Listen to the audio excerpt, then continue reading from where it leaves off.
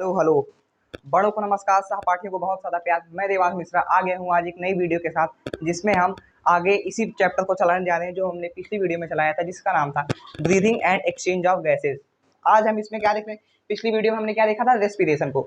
Respiration के बारे में हमने काफ़ी डिटेल में देखा था कि कैसे वो फिजियोकेमिकल प्रोसेस होती है, कैसे उसमें फिजिकल प्रोसेस टेक प्लेस करती हैं, उसके बाद उसमें कैसे केमिकल प्रोसेसेस चलती हैं। ठीक है, तो हम देखने जा रहे हैं आज कौन क्या टॉपिक है। ये बहुत इंपॉर्टेंट है, ये ह्यूमन रेस्पिरेटरी ट्रैक, यानी कि हम एयर को इनहेल तो करते हैं लेकिन उसका ट्रैक कैसा होता है, उसके ट्रैक का एक्सटर्नल स्ट्रक्चर कैसा होता है। आज उसके बारे में हम बहुत ही अच्छे से डिटेल में जानने जा रहे हैं।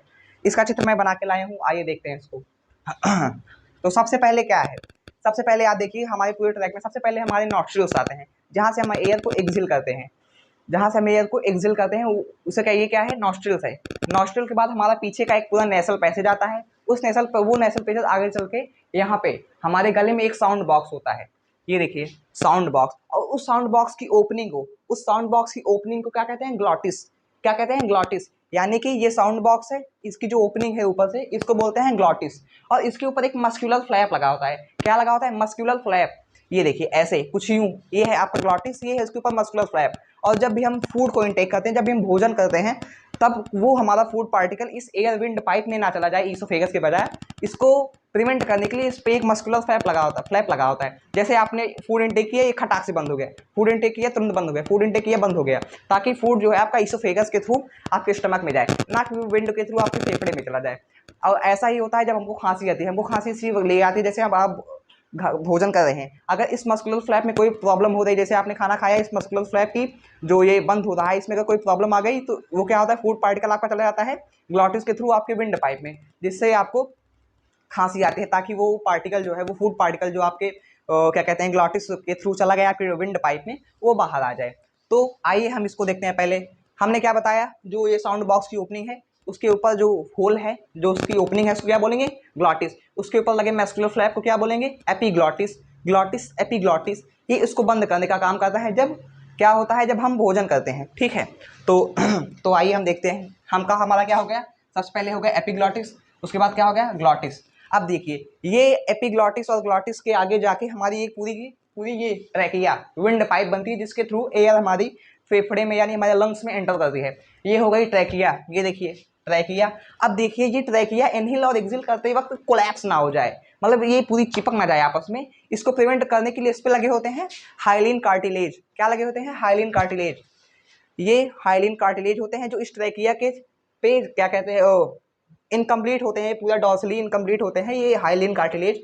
अब देखिए यही हाइलिन कार्टिलेज हमारे लैरिंग्स पे भी लगे होते हैं। अगर हम लैरिंग्स पे बात करें, यानी हमारे साउंड बॉक्स की बात करें, तो उस साउंड बॉक्स पे 9 कार्टिलेज की रिंग होती है। हमारे साउंड बॉक्स पे 9 कार्टिलेज की रिंग होती है, और ये कार्टिलेज रिंग क्या करता है? किसको प्रिवेंट करता है? कोलैप्स को, ताकि ट्रैकिया आपकी विंड पाइप कोलैप्स ना हो जाए, ताकि आपकी प्रॉपर इनहेल और एक्सहेल कर पाए एयर को। ठीक है, अब देखिए हमने देख लिया यहाँ पे लैरिंग्स के बारे में, एपीग्लॉटिस के बारे में, ग्लॉटिस के बारे में। अब हम फर्दर चलते हैं ट्रैकिया पे। ठीक है, अब जैसे यहाँ पे हाइलिन कार्टिलेज की रिंग लगी हुई थी साउंड बॉक्स पे, उसी तरह से सेम हमारे ट्रैकिया पे भी रिंग लगी होती है हाइलिन कार्टिलेज की, और इसकी संख्या जो होती है वो 12 से 16 हाइलिन कार्टिलेज की रिंग की संख्या होती है। ठीक है, यानी कि हमारी ट्रैकिया पे 12 से 16 डॉर्सली इनकम्प्लीट हाइलिन कार्टिलेज लगे होते हैं। डॉर्सली जैसे कि ये मेरा क्या है? सबसे आगे वाला पार्ट वेंट्रल पार्ट, पीछे वाला मेरा पार्ट क्या है?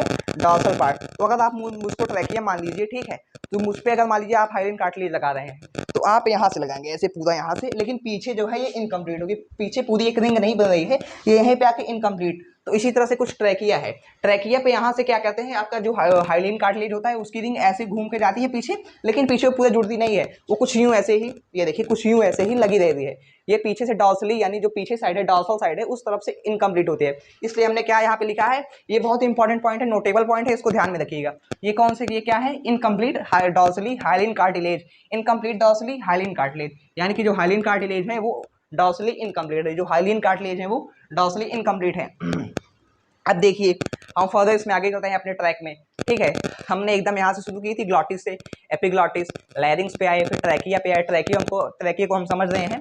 इसमें मैंने बताया कि इसका नंबर ध्यान दीजिए, 12 से 16 नंबर होता है इसका हाइलिन कार्टिलेज का। अब देखिए ये ही ट्रैकिया आगे चल के ब्रोंकाई में डिवाइड होती है।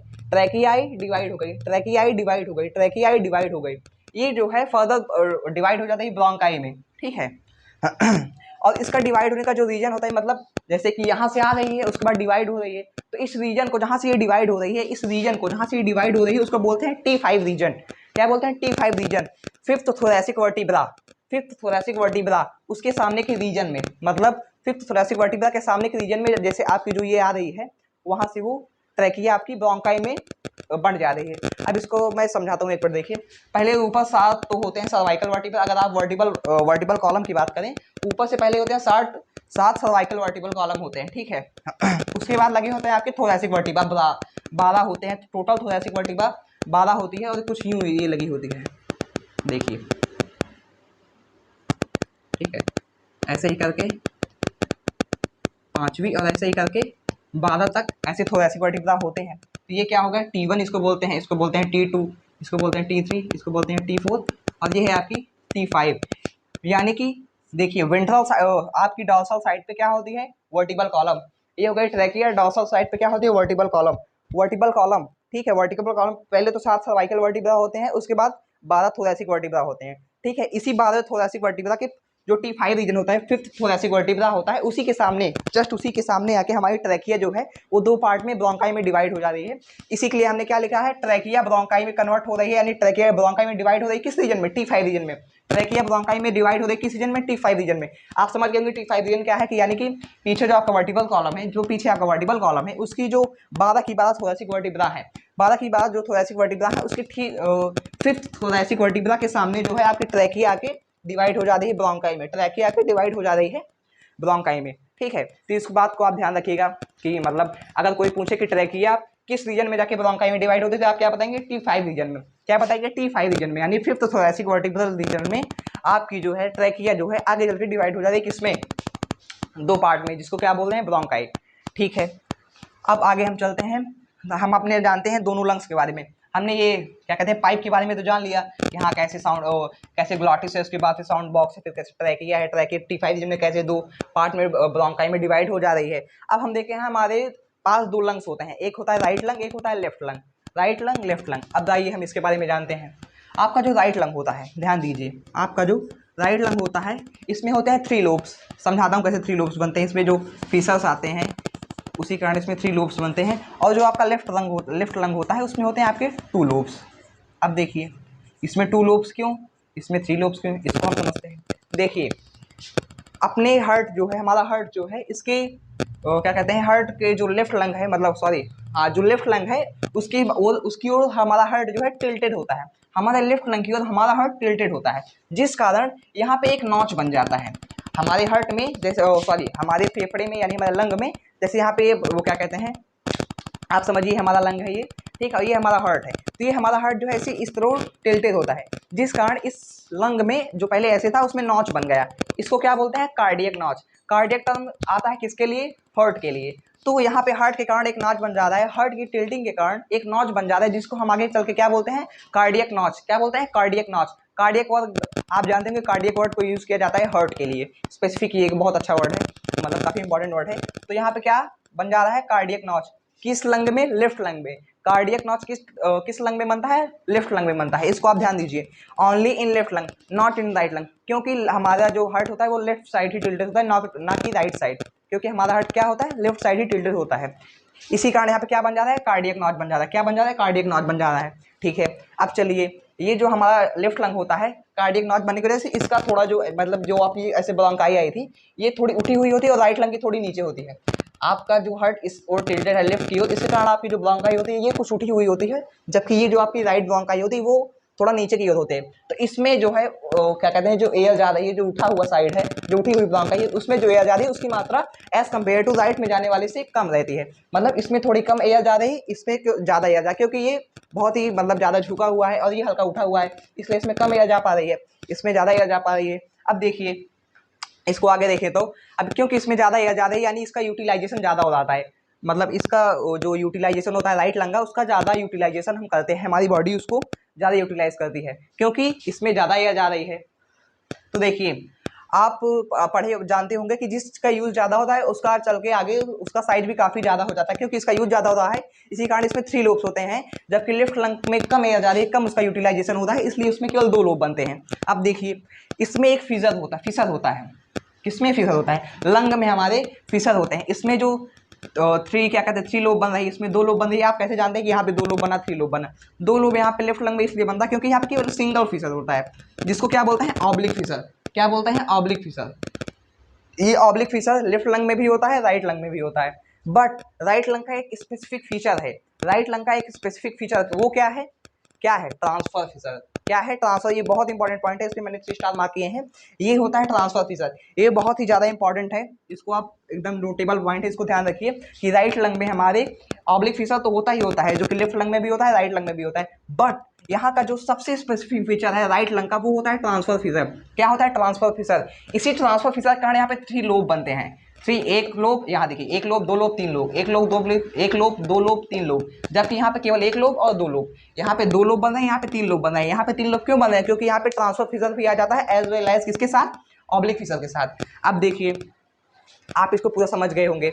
अब देखिए जो स्पेस होता है लंग्स के बीच में, हमारे जो लंग्स के बीच में जो स्पेस होता है उसका एक स्पेसिफिक नाम है, उसको आप क्या बोलते हैं? Media sternum.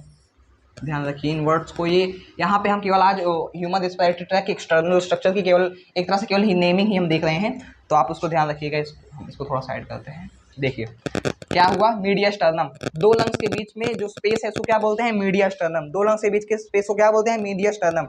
अब देखिए आप यहाँ पे एक अपने कॉपी में जब इसको देखिए तो आप एक 2 नोटेबल पॉइंट आप लिख लीजिए। अगर आपसे पूछता है राइट लंग का स्पेसिफिक फीचर बताइए, लेफ्ट लंग का स्पेसिफिक फीचर बताइए। अब देखिए लेफ्ट लंग का स्पेसिफिक फीचर क्या है? आपका कार्डियक नॉच, क्योंकि ये केवल लेफ्ट लंग में है, ना कि राइट लंग में। तो इसका स्पेसिफिक फीचर क्या होगा? आप देखिए यहाँ पे हम लिख दे रहे हैं एक बॉक्स बना के। देखिए ये है राइट लंग का स्पेसिफिक फीचर, इसमें हम लिखने जा रहे हैं लेफ्ट लंग का स्पेसिफिक फीचर। राइट लंग का स्पेसिफिक फीचर क्या है? Transfer feature. जबकि लेफ्ट लंग का स्पेसिफिक फीचर क्या है? लेफ्ट लंग का स्पेसिफिक फीचर क्या है? Cardiac notch. अब इनको स्पेसिफिक फीचर हम क्यों बोल रहे हैं? देखिए इसको भी देखते हैं, क्योंकि ये दोनों देखिए जो कार्डियक नॉच है वो केवल और केवल लेफ्ट में है, और जो आपका ये ट्रांसफर फीचर है वो केवल और केवल राइट में है।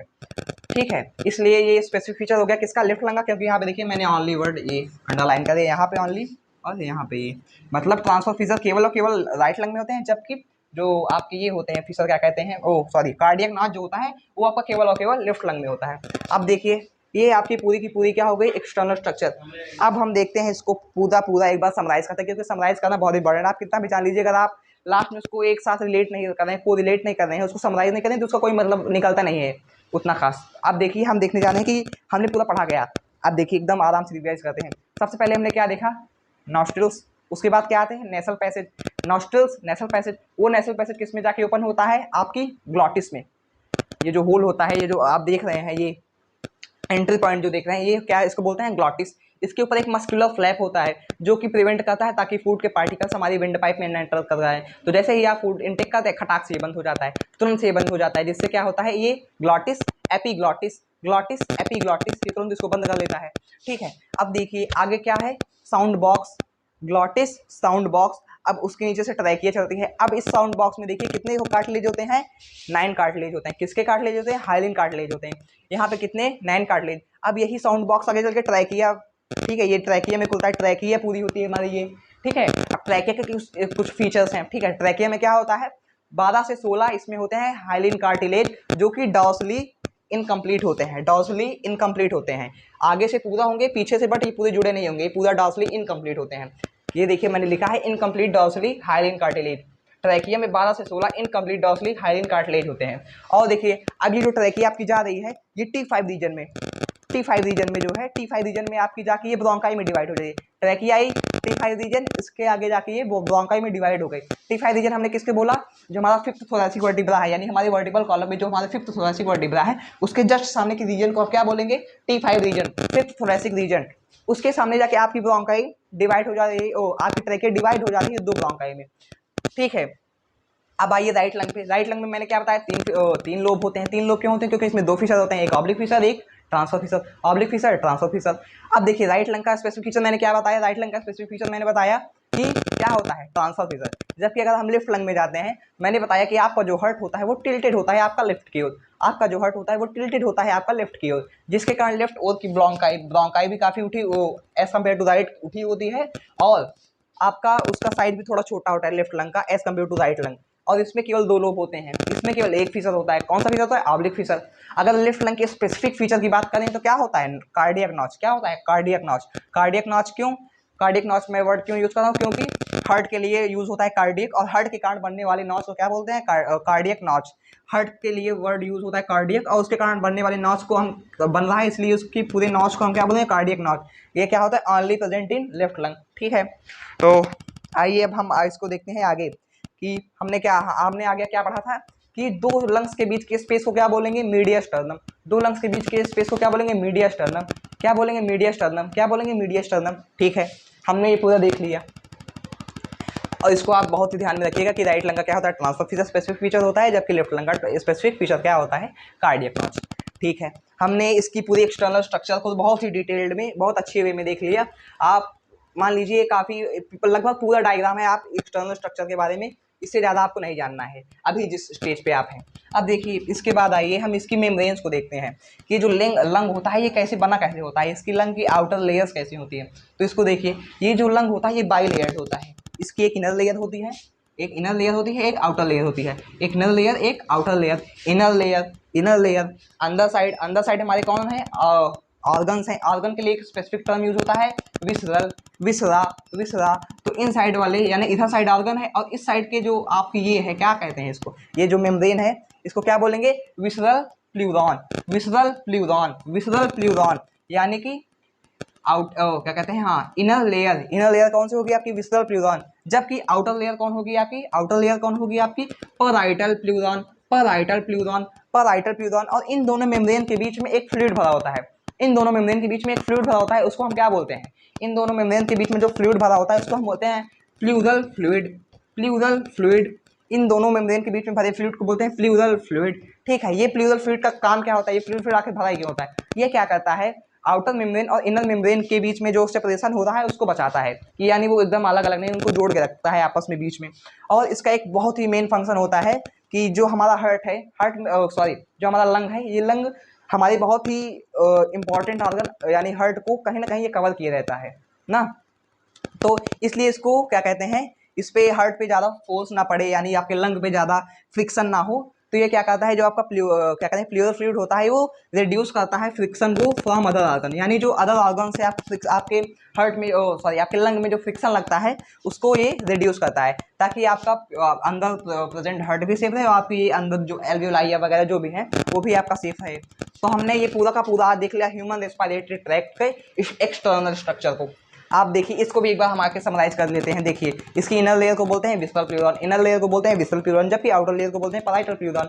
आउटर लेयर को पैराइटल प्ल्यूरॉन, इनर लेयर को विस्पल प्ल्यूरॉन। आउटर को पैराइटल, इनर को विस्पल, आउटर को पैराइटल, इनर को विस्पल।